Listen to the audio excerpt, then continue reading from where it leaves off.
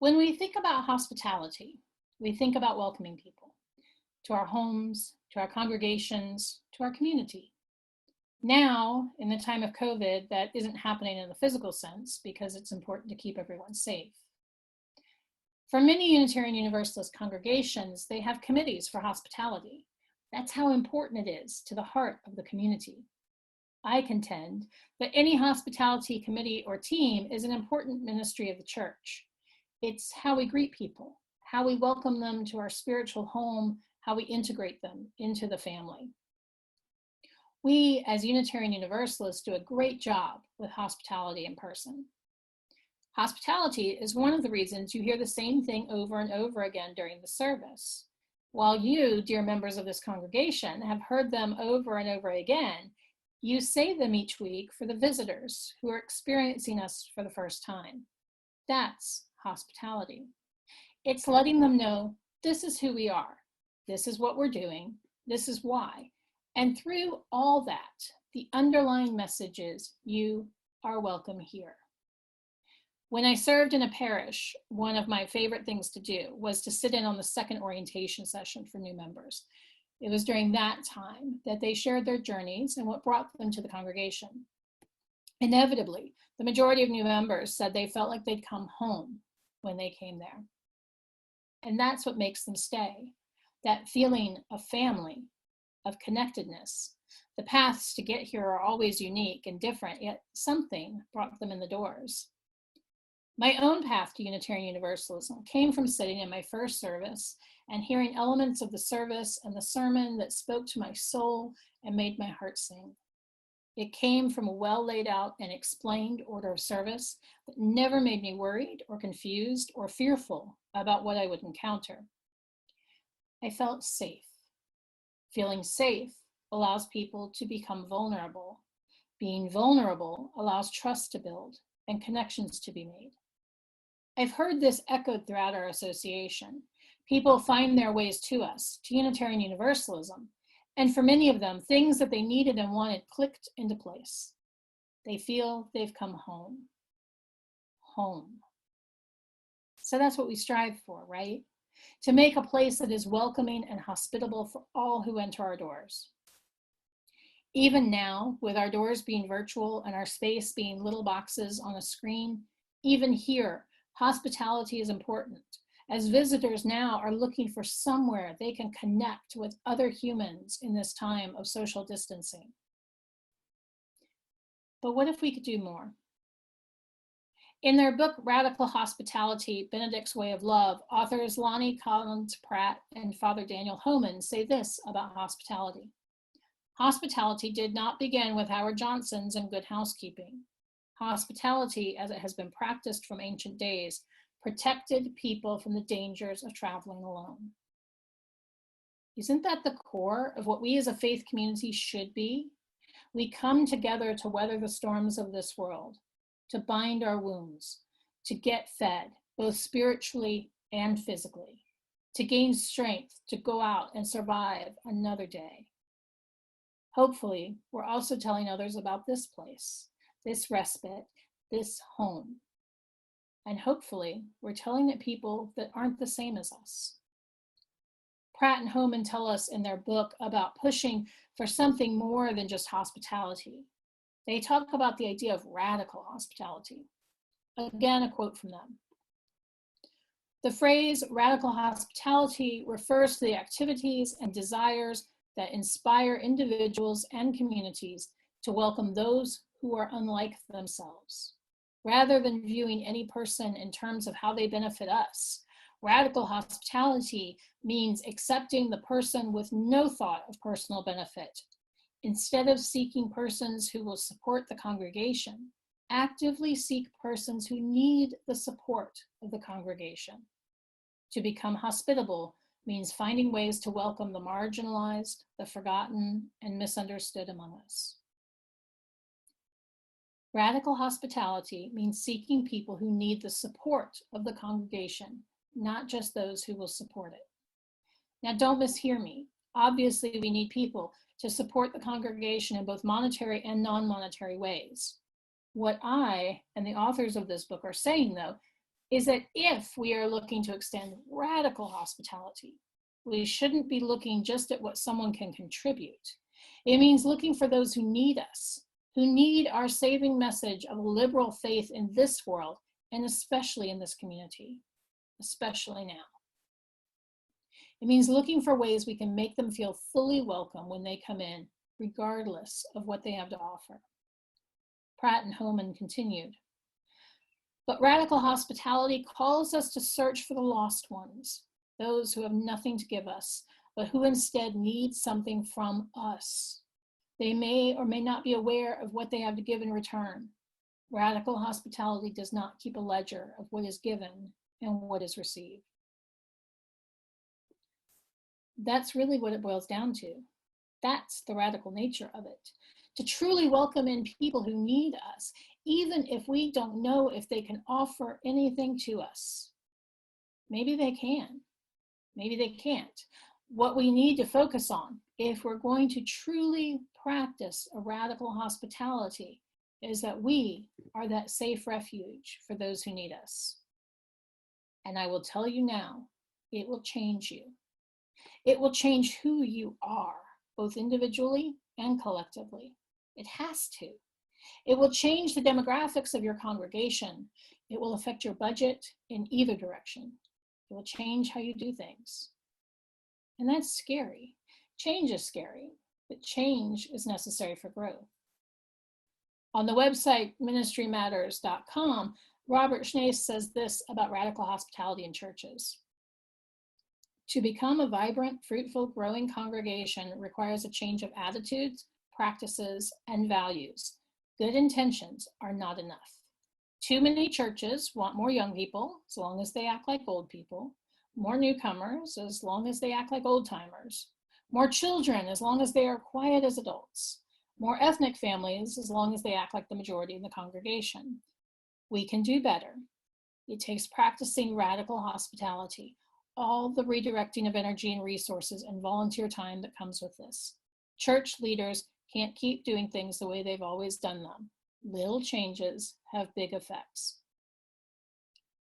Church leaders can't keep doing things the way they have always done them before. If we want to extend radical hospitality, we need to realize that we will need to change some things first. We can't wait until people come and then change. That's not radical hospitality. We need to first think of what we can do to extend that hospitality. I want you to think about all the activities you offer here, both before the pandemic and now. And now put yourself in the position of someone who works full-time during the week. Do you feel welcomed in this community outside of Sundays? How about a single parent with small children who aren't in school yet, or because of the virus are being homeschooled virtually? How about working parents who are juggling that gut-wrenching decision of whether or not to send their precious children back to face-to-face schooling? What about a high school student, a college student? What about a family with kids and both partners want to attend the same event? What about someone who may not be able to drive? What about someone who isn't well-versed in technology, or is and can't access the technology or the internet due to economic issues? If you want to grow, if you want to bring in more people, you have to think about doing things differently.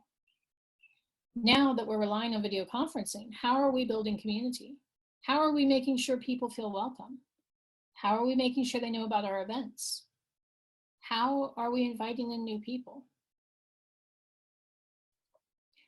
Over the last few years, in various conversations with various strangers and friends, I've had the same question asked of me once they find out I'm a Unitarian Universalist minister.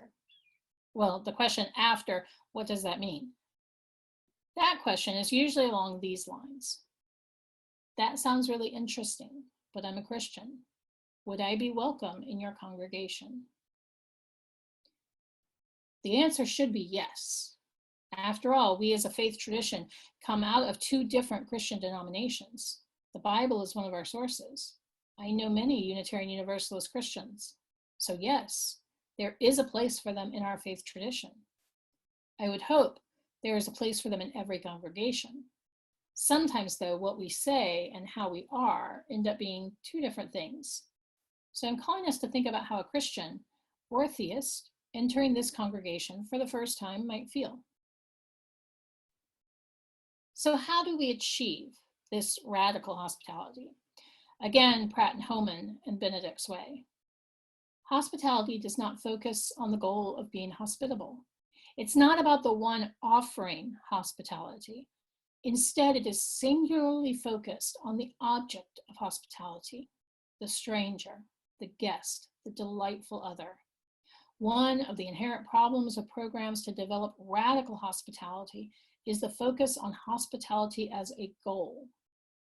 Hospitality requires that our focus is on the other, rather than the attainment of a concept. Okay, that's great, Reverend Tracie, but how? Well, Pratt and Homan tell us that first, an inner reality awakening needs to happen as a group, as individuals. Those who wish to make their community more open to others must become convinced that it's necessary. It's not just a good idea, not just a fine program, but a water and breath kind of necessity. When the concept is spoken of, studied, and planned, there is a real danger of the whole process being unconvincing. People are not stupid, and they don't want to be the victim of your well-meaning but heartless hospitality. It means making sure that everything is ready before the guests arrive. In describing life in the monastery for the Benedictine monks, the authors describe how the monks sweep the floors, wash the windows, clean the bathrooms, and make the beds before the guests arrive. Schedule cards and maps are placed on pillows, windows are opened for fresh air, and they are ready to answer any question that may arise. They don't wait until the visitors arrive and then ask them what they need. They anticipate what might be needed. Hospitality is more than training people to be nice to each other. They go on to say, be nice and accept each other. Many faith communities painfully function as a dysfunctional family. Personality disorders and complex personal relationships are just unavoidable. But if you want to welcome others, your group will have to get over it, get past it, and find ways to actively forgive and accept each other before ever being capable of truly welcoming others. Heal thyself. Hospitality isn't about what your group needs or its mission statement or meeting your objectives. It is about serving the guest. Genuine hospitality will cause your group to stretch beyond themselves, and this too is healing. Accept each other, and your group will inherently become more accepting of others. Radical hospitality isn't easy, but in this hurting world, it's necessary. If we are truly living into our faith, if we are truly being who we say we are, then we will work hard to extend it. Growth requires change, and change is scary, but change and growth can be so fulfilling. I wonder where we would be in a year from now if committed to extending radical hospitality to those in our community around this congregation. I'd like to close with the following from the book Radical Hospitality.